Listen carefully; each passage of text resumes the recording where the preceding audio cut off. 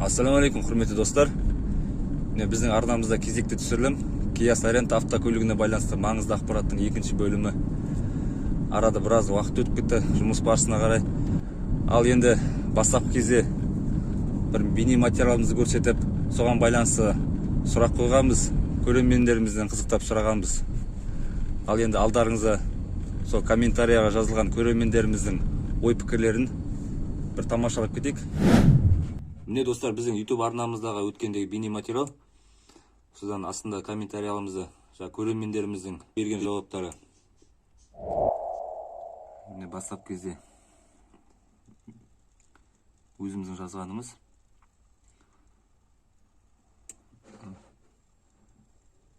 Алейкум ассалам. Провод, подшипник генератора или тому подобное. Подшипник или элемент сильнее натянут. Бұл жерде жауап бердік, жауап дұрыс емес деп.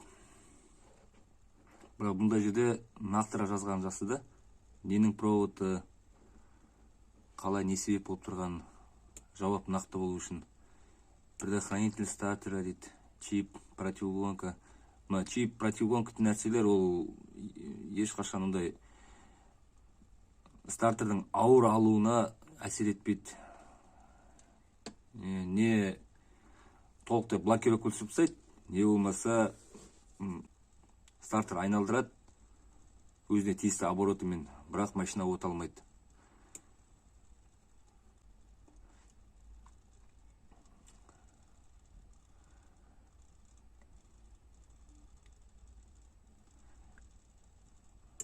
Алеке, свеча, свечной провод, бензонасос, бендикс.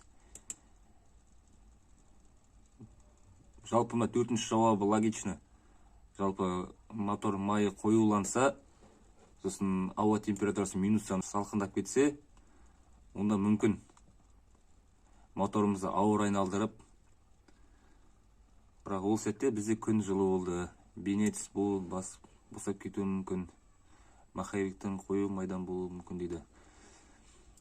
Бейнетіс неде Кияда кеше мотористен сұрағанымызда бейнетіс бөлек болмайды екен, маховикпен бірге болады екен. Маховиктің қоюы. Слабый контакт, масло окисления.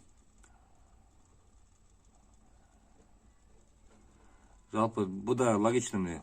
Слабый контакттан да болады ондай нәрселер. Тәжірибемізде біразы кездескен ондай. Пропуск зажигания. Лягушка, тормоз дейді. Бұлардың барлығы ол сәтте қатысы жоқ ақаулар, маховиктің түстері кетіп қалған болуы мүмкін.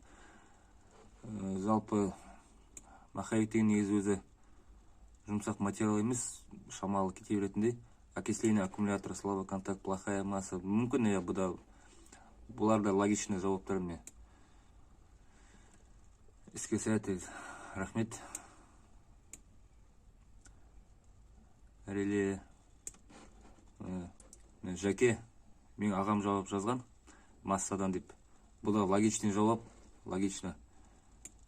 Бірақ дәл сол сәттегі нәрсе ол одан емес, пуш-старттан да емес.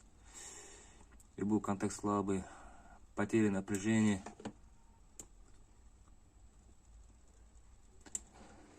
Машина қызбай тұрды ма дейді, Махамбет жазыпты. Машина қызбай тұр, көлік қызбайды. Иммобилайзер емес па еді. Мұнда Махамбет деген бауырымыз маховик қатып тұрған сияқты дейді.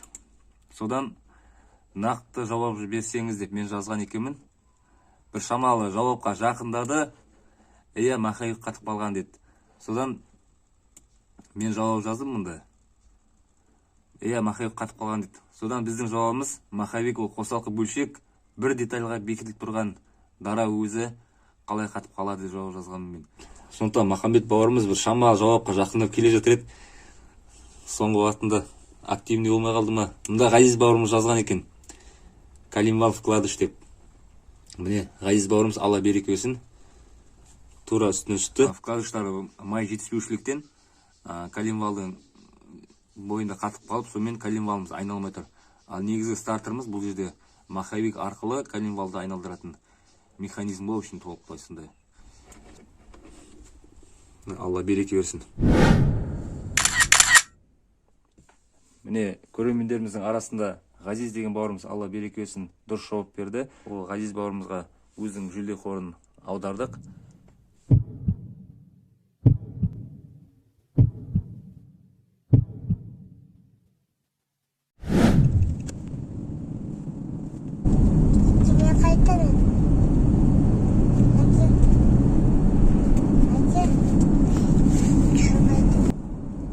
Жалпы қалған көрермендеріміздің жауаптары логичны, сондай себептер болуы мүмкін.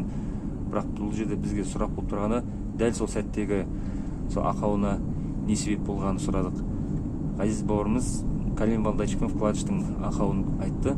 Себебін сұрағанымызда, орысшалап айтқанда маслоголодание болады деп, ол да дұрыс.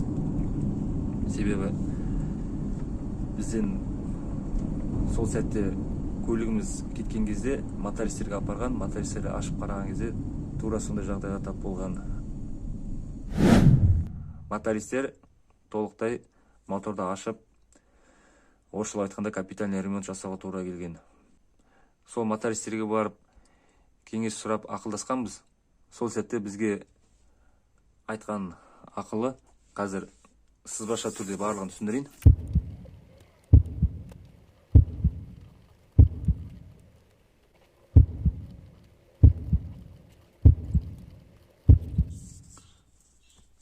Мынау бізде стартеріміз.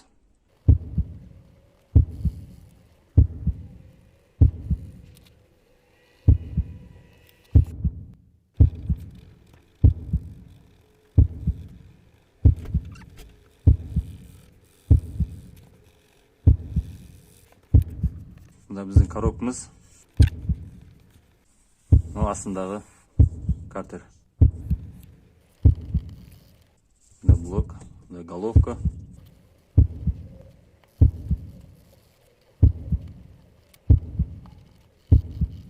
Міне достар, жалпы принцип осылай. Мына біздің коленвалымыз, мына маховик, стартер, гидромуфта. Мына жерде коробка болып кетеді уже. Мына жерде поддон. Поддонның астында міне мында бізде май болады.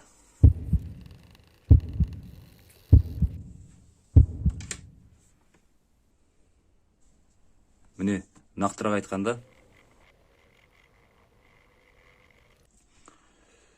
міне бізде бұл жерлерде шатун болады.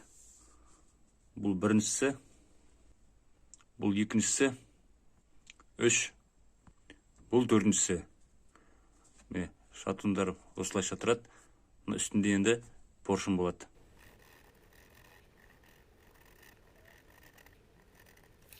Міне жалпы принцип осылай. Коленвал, шатундар тұрады. Шатунның төбесінде поршындар. Мына жерде бізде гильза осылай тұрады. Бізде мына жерде блоктың өзінің бекіткіші бар.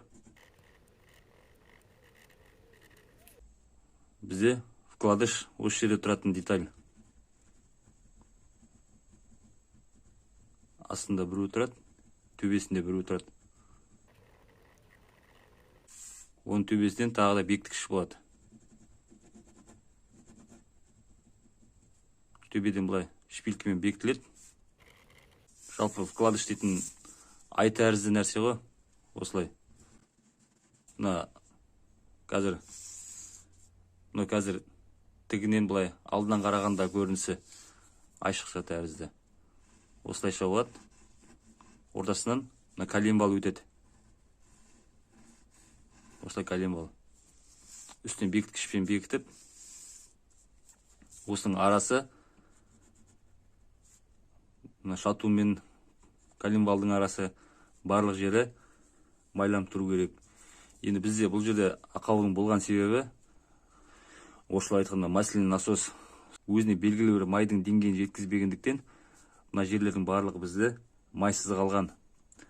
Сол сәтте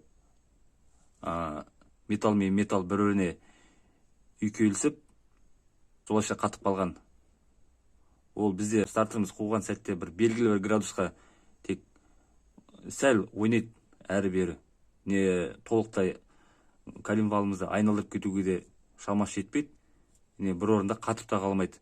Шамалы сол бір жерде деп ойнап тұрды. Бұл жерде мына жерде бізді стартер маховикті айналдырады. Мында гидромофты бізде бөлек коробканың ішінде тұрған нәрсе. Мына стартер барады да біздің маховикті тек белгілі градусқа қозғап тұрды болғаны ары қарата алып кетуге. Бұл жердің барлығы майсыз тұрғандықтан жібермей тұр. Бір сәтте қатып та қалған жоқ олар. Мана комментарияда байқап қарасаңыз, Махамбет деген бауырымыз мына маховик қатып қалған деп айтты. Сол сәтте мен толығырақ жауап берсеңіз деп, мына коленвалды айтар ма екен деп бір үміттендім да. Одан кейін толық жауап келген жоқ.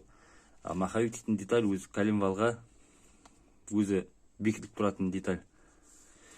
Сондықтан толық жауап, мына коленвал қатып қалды деп айтса, я болмаса, мына Ғазиз бауырым сияқты коленвал мен вкладыштың бір-біріне үйкелісіп қатып қалуы деп айтса, жауап толықтай болады. Енді бізде мотористердің айтқан кеңесі, Kia Sorenta'мыздың қозғалыс көлемі 2/4. Оларда сол мотористің айтуы бойынша, орысшалап айтқанда масляный насостары уақыт өте келе көліктің жүрісіне қарай пробег дейміз ғой, сол пробегі көбейген сайын масляный насостары әлсіреп бастайды екен. Сол секілді Kia Sorento автокөлігінің жүргізушілеріне пробегіне қараңыз. Егер пробегі көп болса, енді мотористің айтқан кеңесі майдың деңгейін нормада емес, сәл көбірек құйғандарыңыз жақсы деп сөйдейді. Сонда кеңес берді. Сәл көбірек құйғандарыңыз дұрыс болады деп. Себебі майдың деңгейін нормада құйсаңыз, шубқа нормалы қоямыз ғой, біз бір белгілі бір деңгейге. Ол сәттерде уақыт өте келе қозғалыстың жүрісі, яғни пробегі көбейген сайын масляный насостың май айдау күші азаяды екен. Ал сол сәтте майдың деңгейін шамалы көбірек құйғандарыңыз дұрыс болады деп солай кеңес берді моторист. Міне, құрметті жүргізушілер, құрметті достар, осылайша өзіміз енді моторист емеспіз. Біздікі жұмысымыз автоэлектрика саласында болғасын, бұл мотордың осындай күрделі жұмыстарын барып өздерінің маман иесінен, осы жөндеген мотористердің өздерімен ақылдасып кеңесіп, осындай ақпаратты шамамыз келгенше сізге жеткізгіміз келгені. Тағы қосымша айта кетейін, бұл көлікке өткендегі мотористер қозғалыс көлемі 2-лік мотордың масляный насосы мен картерін, астындағы картерін салған екен. Себебі 2-лік мотордың картерін салған жерде майын молырақ құюға мүмкіндік болады екен, көбірек құюға мүмкіндік болады екен. Ал масляный насосы 2/4-ге қарағанда бағасы арзандау дейді. Және мына толықта біздің механизмдерді майлауға күші жеткілікті. Әлгі бастап кезде насосына қарағанда сол жақсырақ деп сөйдейді. Сондықтан бұл мотористіміздің ақыл кеңесі осындай болды. Егер сіздің де көлігіңіз Kia Sorento болып, 2/4 көлемі болып, жүрілген, яғни пробегі көптеу болса, өзіңіздің жанашырлық мотористіңіз болса, содан барып ақылдасып кеңесіп, алдын ала осындай жағдайға тап болмау үшін сұрастырып, мүмкін оған дейін осындай жағдайға апармай бір жөндейтін жерлері бар шығар, я болмаса бір картерін ауыстырып, майын молырақ құйып, сондай бір әрекеттері мүмкін осындай жағдайға тап болмай, алдын ала бір себебін жасасаңыз дұрыс болар. Егер біздің материалымыз күрделі түсіндіріліп, я болмаса бір жері түсініксіз болып қалса, астында өз номерімізді тастаймыз. Сол номерге тек қана WhatsApp-қа бізді сақтап, WhatsApp-пен сұрақтарыңызды, сондай бір түсінбеген жерлеріңізді жазсаңыз, я болмаса жаңа мотористердің номері керек болса, сізге міндетті түрде жауап беруге тырысамыз, иншаллах. Аллах нәсіп етсе. Басқа да біздің сервисімізге, арнамызға бір ұсыныстарыңыз болса, қуана қарсы аламыз.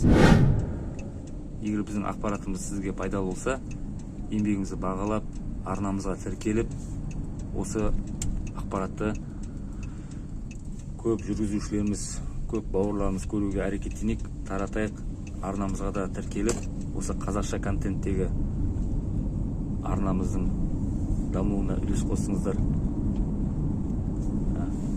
иншалла келесі кездескенше.